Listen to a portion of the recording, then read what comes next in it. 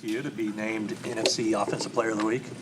It's a great honor. I thought our offense played great this past Sunday, so yeah, it was a big group effort.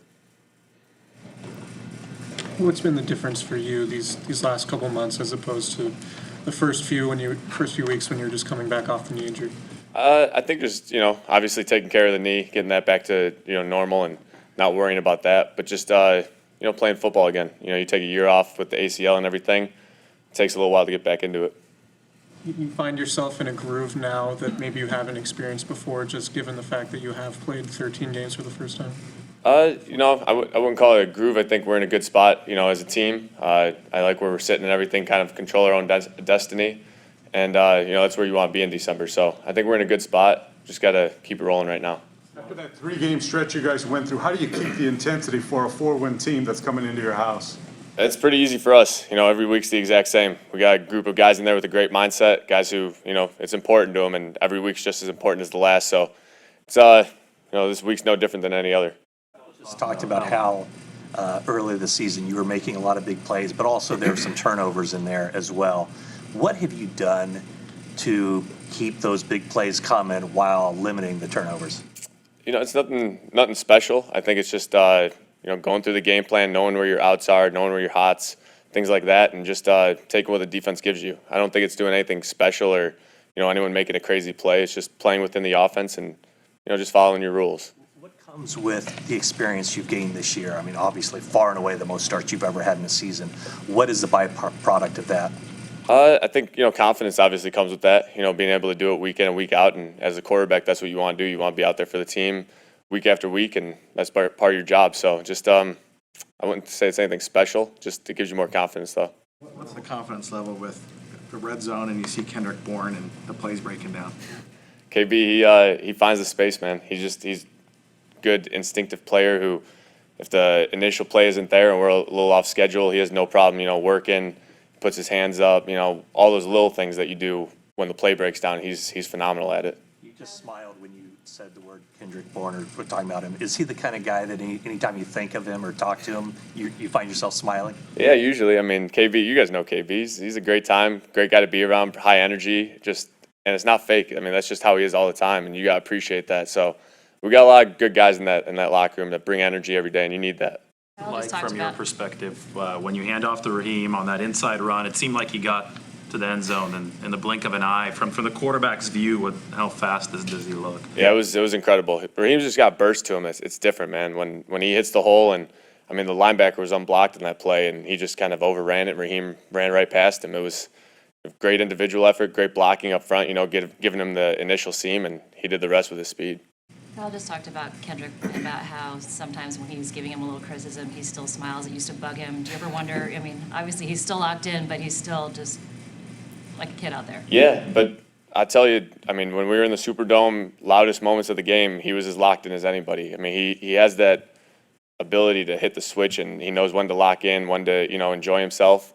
And when he scores touchdowns, obviously he enjoys himself, but he knows his role, and he knows, what it takes to get it done. The Falcons are 4-9, but they've won 3 of their last 5, and a lot of that has been the efficiency of their defense.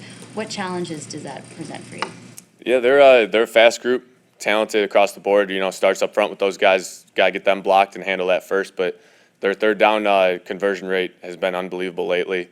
So it's just you got to be good on early downs, obviously, to put yourself in a good third down situation. But it'll be a good challenge. How big was that timeout before the 4th and 2? I mean, did you know you needed one there? I thought it was awesome by Kyle. The coaches handle the timeouts and everything like that in those situations. So he obviously didn't like the look we got on the first play call, and switched it up, and obviously made a great decision.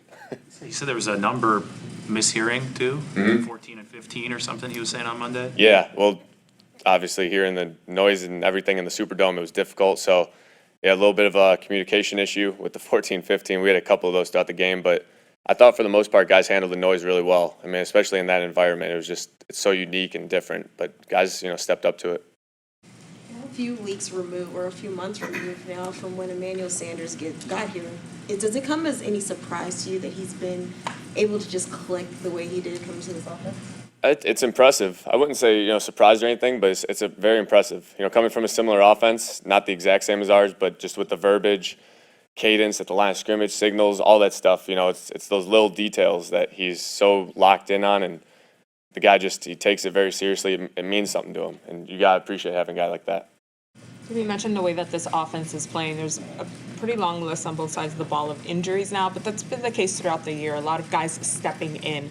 What does that say about the depth that you have on this team and how everyone can just jump right in and be effective? Yeah, well, that's December football. I mean, everyone across the league has that, dealing with injuries, but it's just when guys get their number called, whether it's offense, defense, special teams, guys who haven't even played that much, they're just ready for the moment. And so you got to appreciate that. I think you got to give our coaches a lot of credit for getting those guys ready in practice, the behind-the-scenes stuff, and starting to pay off now.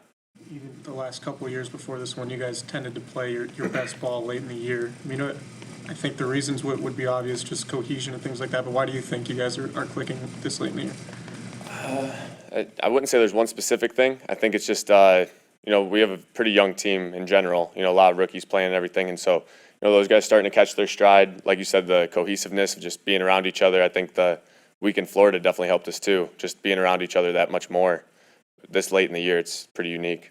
Is Matt Ryan someone whose game you've paid attention to over the years, and what have you observed he does well? Yeah, Matt's awesome. He, plays within the timing of the play. If it's man, he'll find his matchup and go to it. And having Kyle come from Atlanta, we watched a ton of Atlanta tape to learn this offense, kind of learn the rhythm of it with the footwork and everything. So I've seen a ton of Matt Ryan tape over the last couple of years, and I mean, he's one of the best to do it. He's just as consistent as it comes.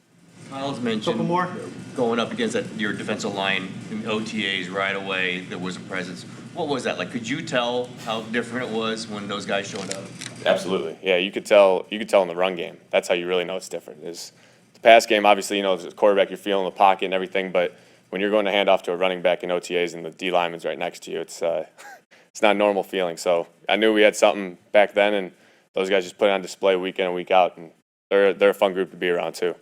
You ever find yourself measuring yourself against what Kyle did in Atlanta in 2016, and maybe how do you all match up now, do you suppose? Yeah, I mean, it's difficult, just two different teams, different players and things, obviously, but just I mean, that's the benchmark. That's that offense was rolling throughout the entire year into the playoffs, Super Bowl, all that stuff. So obviously it's a good benchmark for us, but we're a little bit of a different team, so we just got to play our game. Was that more of the film that you've watched of past Shanahan offenses? Was the 16 offense to familiarize yourself with it? That was a good majority. We've watched things all the way back to his days at Houston with the Texans. I mean, the film, you can't even see the numbers on the guys, so we've seen just about everything you can see as far as the offense goes, but it's just whenever you could learn from guys who have done it in the past successfully, it's always a good opportunity. You were Matt Ryan that week in practice? Which? Super Bowl week? Oh, yeah. Anything that you kind of picked up by trying to, put yourself in his shoes? I don't. That was a long time ago, man. It was throw the ball to Julio a lot, I remember. So, sure, that's a big part of the game plan. All right. Thanks, guys.